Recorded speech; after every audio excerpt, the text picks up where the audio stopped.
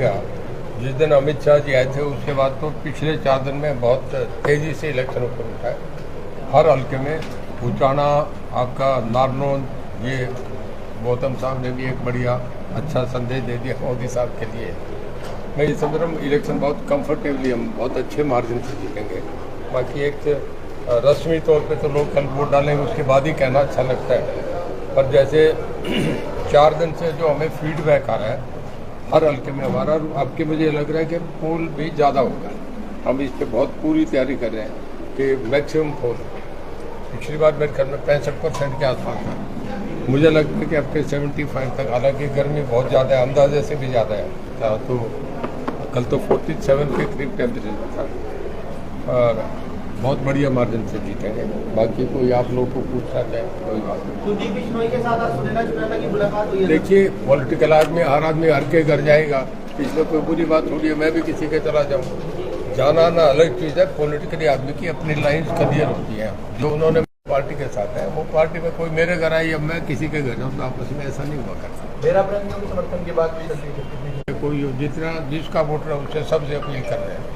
Sir JP ने कल बयान दिया है कि आपके जो बड़े नेता हैं और एमएलए हैं वो आपके साथ नहीं जा रहे हैं, वो बोला अकेले ही घूम रहे हैं रणजीत सिंह। नहीं, ऐसा नहीं है। जहाँ मैं गया हूँ, अब जैसे इधर गया था नारनौल में, कैप्टन अभिमन्यु मेरे साथ थे। मैं जितनी बार आदमपुर में गया हूँ कुलदीप बिश्नोई मेरे साथ थे।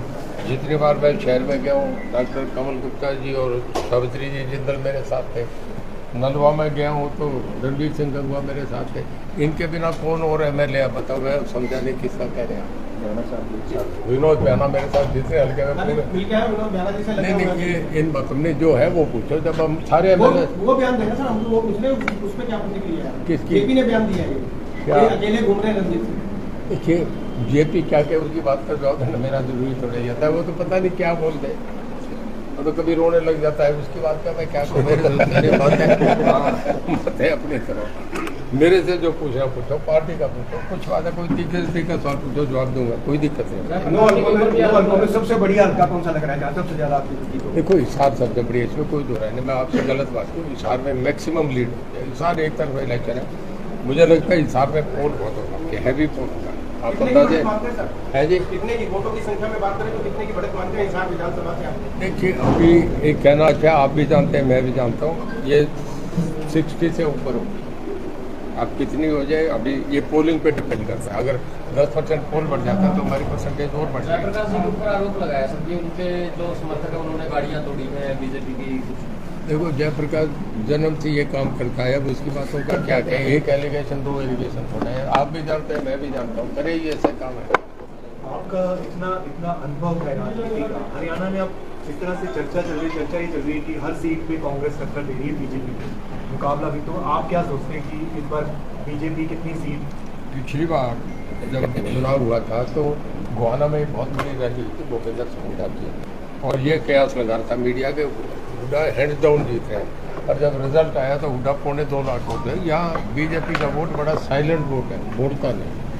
और कांग्रेस का वोट हेलीकॉप्टर की तरह उड़ता है, शोर बहुत मचाता है, पर वो वोट पड़ता नहीं। हमारा साइलेंट वोट है, सबमरीन की तरह जाके अपना काम करा। किन बातों को लेकर आपको लगता है कि वोट बीजेपी को मिलेगा? अगर आप देखिए प्रचार तो पूरा, एक तो मोदी साहब का कहना, लोग जब भी देखते हैं ना सामने कि कैंडिडेट्स कौन है, पीएम ऑफिस के लिए देखिए उनका इंटरनेशनल इमेज क्या मोदी साहब को आज दुनिया में कहीं कोई क्राइसिस में होते हैं उन्हें यूएनओ के बराबर देखते हैं कि इस मामले को मोदी साहब से कहो वो मध्यस्थता करें, ये आज उनकी कोई नहीं, इतना उनका स्टेटस बन गया। आज तक सुनो किसी भी प्राइम मिनिस्टर की ये हैसियत नहीं बनी जो उनकी है।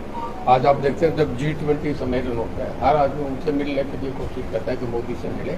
आज 20 करोड़ लोगों को गरीबी रेखा से ऊपर लेके आना एक चमत्कार है, बहुत बड़ी बात है। मोदी साहब अब के जब प्राइम मिनिस्टर बनेंगे, मेरा ये मानना है वो एक ऐसे प्राइम मिनिस्टर बनेंगे जो देश तो चलाएंगे, इसके साथ पूरी दुनिया को साथ लेके चलेंगे। बहुत बड़ा उनका स्टेटस है। कहीं कोई एंटी इनकम्बेंसी आपको लगता है बीजेपी को इस क्योंकि लोकसभा का चुनाव देखनी पड़ेगी? क्या देखनी पड़ेगी एंटी इनकम्बेंसी देखनी पड़ेगी? नहीं, एंटी इनकम्बेंसी जब होता है सामने वाइबल ऑल्टरनेट नहीं है। एंटी इनकम्बेंसी कहते हैं जब बराबर की दोनों पार्टीज आ जाए तो फिर लोग उस पर नजर रखते हैं कि क्या जब है ही वन साइडेड पोल है, कांग्रेस बुरी तरह फेल होगी। देखिए कांग्रेस की स्थिति अभी है कि सोनिया गांधी ने कांग्रेस क्यों खत्म, मैं उस पर आधा मिनट दूंगा आपसे, कि उन्होंने केवल राजनीतिक कि मैं मेरे बेटे को प्राइम मिनिस्टर बनाऊँ। बच्चा छोटा था, उन्होंने उसको प्रणब मुखर्जी को काटा, नरसिम्हा राव को काटा, फिर शरद पवार को काटा, फिर ममता बनर्जी को काटा, के बीच में रास्ते में कोई नहीं है। और बच्चा ऐसा था कि जो बड़ा होकर भी काबिल नहीं हुआ, उसे काबिल करने में कांग्रेस फेल हो गई। कांग्रेस जीरो हो गई। कांग्रेस आज 40 सीट पे आ गई, जो कभी 250-300 पे होती थी। और ये भूपेंद्र सिंह हुड्डा कर रहे हैं। उनके सारे कांग्रेस के जितने सेनापति थे सबको बाहर कर दिया। केवल इसी बात से है कि वो भी राउंड की तरह दीपेंद्र पे सारा हुड्डा कांग्रेस के लिए नहीं कर रहे, वो केवल अपने बेटे के लिए राजनीति कर रहे थे। आज उनके खिलाफ देखो, चौधरी वीरेंद्र सिंह उनके खिलाफ, रणदीप सिंह सुरजेवाला उनके खिलाफ, किरण जोशी उनके खिलाफ, शैलजा उनके खिलाफ, कैप्टन अजय उनके खिलाफ। एक भी आदमी मुझे बता दो जो जेपी के उसमें नॉमिनेशन किया है, एक भी आदमी बता दो जो हुड्डा दीपेंद्र के साथ नॉमिनेशन में। हमारी पूरी टीम आती है जब नॉमिनेशन होता है, जगह नहीं होती, 5 किनको भेजे, ये आपस में हो रहता है। सर, पूरी लोकसभा में आपके समर्थक मान रहे हैं कि जीतने के बाद आपको केंद्र में मंत्री बनाया जाएगा, आपकी क्या? ये पीएम का प्रेरोगेटिव है, कौन बनेगा नहीं बनेगा। अभी तो ये है कि हम कमल के फूल को खिला के उन्हें प्रधानमंत्री बनाए, ये हमारा सामने एक सब्जेक्ट है। कौन बनेगा नहीं बनेगा ये नहीं देखा जाता। मुझे तो 1 घंटा पहले उन्होंने कैंडिडेट बना दिया, बहुत बड़ी बात है। मैं एमपी बनकर उनको प्राइम मिनिस्टर बनाने के लिए हमारी वोट जाए, ये मेरा सौभाग्य है। ये निश्चित है आपके कि मोदी जी बनेंगे प्राइम मिनिस्टर? 100% बनेगा जी। टू जानते हैं आप सब भी है। ठीक ही है कि जब मोदी जी बनेंगे तो मोदी जी आपको ले गए हैं, तो फिर केंद्र में जो है प्रतिनिधित्व करने के लिए साथ की जगह आप आएंगे मंत्रिमंडल के अंदर। मैं एज एमपी रूल करूंगा, बाकी जो वो कुछ समझेंगे वो उनका फैसला है। देखिए, टोटल प्रेरोगेटिव प्राइम मिनिस्टर का होता है, इसमें कोई हमारे कमेंट का कोई मीनिंग ही नहीं रहता। सर, एक पोस्ट वायरल हो रही है तो 20 तारीख को अमित शाह की रैली में, उसमें कहा गया कि प्रत्याशी को ढूंढने वाले को इनाम दिया जाएगा। इसके बारे में क्या कहना है? प्रत्याशी जीतने के बाद प्रत्याशी को ढूंढने के लिए इनाम दिया जाएगा। प्रत्याशी गायब हो गए तो पिछले प्रत्याशी के भाजपा के जो पिछले प्रत्याशी आपके बारे में कहा गया स्टेज के ऊपर पोस्ट वायरल स्टेज के ऊपर पैसा ज्यादा हो गए थे और आप थोड़े से पीछे थे, उसी वजह से। मैं आपका क्वेश्चन अब भी क्लियर हुआ। केंद्र में कितने एक मिनट 20 तारीख को जो रैली थी यहाँ पर अमित शाह जी आए थे, वहाँ पर एक पोस्ट वायरल हो रही है कि प्रत्याशी को ढूंढने वाले को इनाम दिया जाएगा। आपकी फोटो जिस दिन अमित शाह जी है तो उस दिन क्या वायरल हुआ था? फोटो वायरल, उसके अंदर आपका फेस नहीं आ रहा। कोई ऐसी फोटो है कि आप थोड़ा पीछे से की तरफ हो तो आप एंगल पूछ रहे हैं कि ऐसी पोस्ट वायरल हो रही है, प्रत्याशी कौन सा है इस फोटो पे? थोड़ा पीछे हो गए आप। ऐसा है कि जब स्टेज पे मूवमेंट होती है ना, तो उसमें ज़्यादा नेता होते हैं और हर आदमी ये चाहता है कि मैं अमित शाह जी के साथ खड़ा हूँ। उसमें कोई आगे पीछे हो सकता है, कोई बहुत अचंभे वाली बात नहीं होती। मैं 3 लाइन पीछे भी खड़ा हो सकता हूँ। इससे कोई मैसेज थोड़ा लिया जाता है। ये तो कोई आदमी अपना करे, कोई शरारतन कोई बात कर दे, इसका कोई महत्व नहीं होता। वो बोलते क्या उसका महत्व होता है। उन्होंने ये कहा कि रणजीत सिंह को बनाने का मतलब कि प्रधानमंत्री को बनाने का काम है। या बटन दबाएंगे तो नरेंद्र मोदी देश के प्रधानमंत्री बनेंगे। और उन्होंने ये भी कहा रणजीत सिंह कहाँ वो खड़े होके आ गया हो, याद है ना? तो अब कहाँ इस वायरल का कोई मीनिंग है क्या? रामकुमार को तुमने कहा राष्ट्र के लिए वोट है जी, राष्ट्र के लिए वोट करें। रामकुमार को तुमने कहा नहीं, उन्होंने तो देश के प्रधानमंत्री, लोकसभा का चुनाव भी प्रधानमंत्री का है। ये तो बात ठीक है।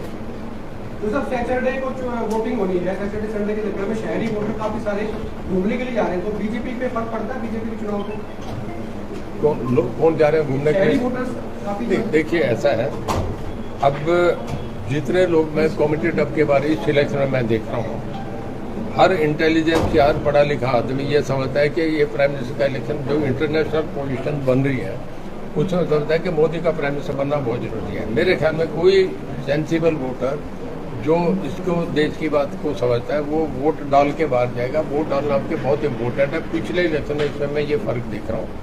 और मेरा ये मानना है कि नहीं जाएगा। अगर किसी ने फिर जाना है तो आखिर कभी 100% पोल तो होता है नहीं, कोई उनको जाना आना पड़ता है। वैसे कोई रिश्तेदारी है, कोई बीच में ऐसी जरूरी हो तो जाना पड़ता है। अब मैंने मेरा वोट डालना है, मुझे अपना खुद चुनाव लड़ रहा हूँ और मुझे वोट डालना जरूरी है। इस करके रात को मैं 7 साल लेट जाके सोऊंगा, सुबह जल्दी डाल के फिर मैं अपना हल्का आके देखूंगा।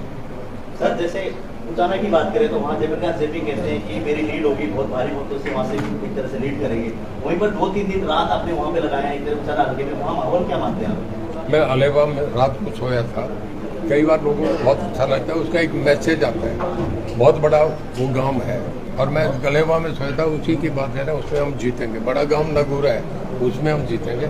मैं आज आपसे कह रहा हूँ उपचुनाव में हमारी लीड होगी। मैं ये नहीं कहता हिसार में बड़ी लीड होगी, मैं हिसार उपचुनाव में कहता हूँ 50,000 की लीडर नहीं है। उपचुनाव में हम 5,000 से जीते, 10,000 से जीते, 100% उपचुनाव में हम जीतेंगे। चौधरी साहब, जो जयप्रकाश जी की रूरल एरिया कुछ नेगेटिव वीडियो आई थे चंदे वगैरह के मामले, तो नेगेटिव उसमें रूरल एरिया में कितना असर पड़ा उन चीजों में? मैं नहीं मानता उसका कोई असर पड़ता होगा। हर वोटर इतना समझदार हो गया, हर पॉलिटिकल आदमी अपना सुन करता है। कोई भी आदमी आज समझ रहा है कि कांग्रेस कहीं फाइट में नहीं है। जयप्रकाश की अपनी कोई इमेज नहीं है ना उनके। मेरे अगर कैंडिडेट में है तो लोगों को रणजीत सिंह की छवि का पता है और उसकी छवि का भी पता है।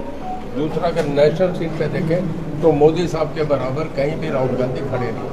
सर, कांग्रेस प्रत्याशी जयप्रकाश ये कह रहे हैं कि हमारा चुनाव कांग्रेस को लड़ने की जरूरत नहीं है, जनता हमारा चुनाव लड़ रही है। आपको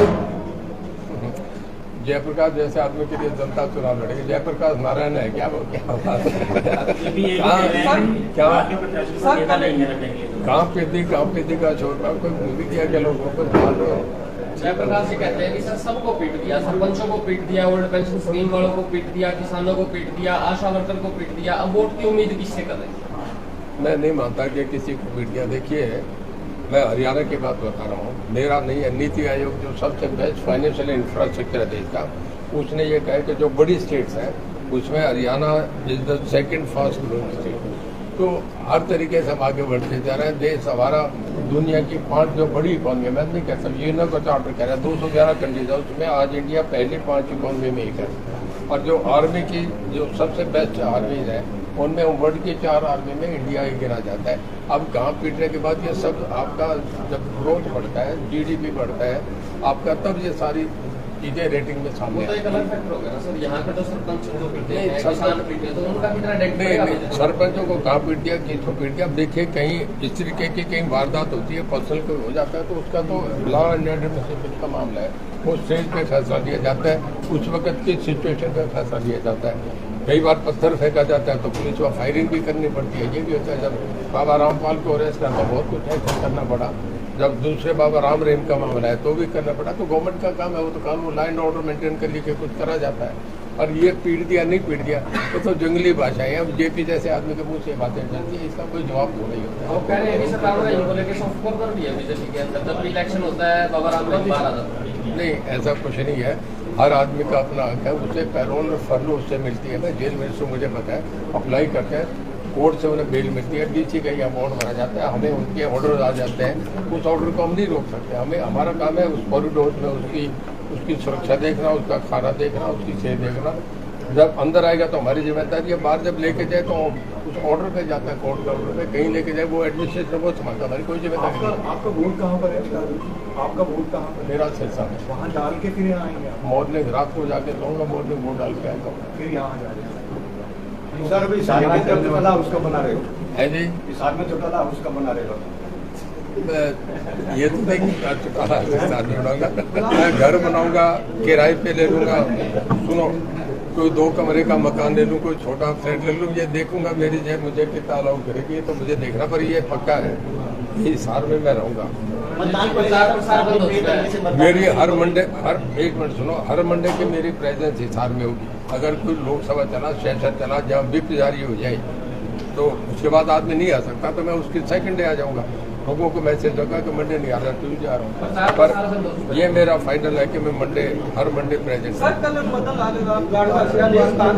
कई लोग बोल रहे हैं भैया एक सवाल वो बंद कर दिया। सर, मतदान को लेकर किस तरह की करेंगे? एक आदमी पूछे, एक सवाल करो, बार एक आदमी जोर से अपना सवाल पूछे। सर, मतदान के समय शांतिप्रिय तरीके से उसके लिए किस तरह से अपील करेंगे आम जन से? देखिए, हर आदमी ये चाहेगा कि जब मतदान करे तो बहुत पीसफुली होना चाहिए, बहुत प्यार से होना चाहिए, मोहब्बत से होना चाहिए। हर आदमी अपना जाके वोट जो है वो एक्सरसाइज करे, डाले। एक बहुत बड़ा एक आपका जैसे उत्सव है, एक पर्व है हमारे लिए कि 5 साल के लिए हम एक सिविलाइज सोसाइटी में हम कैसी गवर्नमेंट बनाएं, इलेक्ट करें, वो लोगों का काम है। तो लोग अपना पीसफुली लाइन में जाके अपना वोट डालें, ये होना चाहिए। जी, सभी का धन्यवाद आज के लिए। मैं एक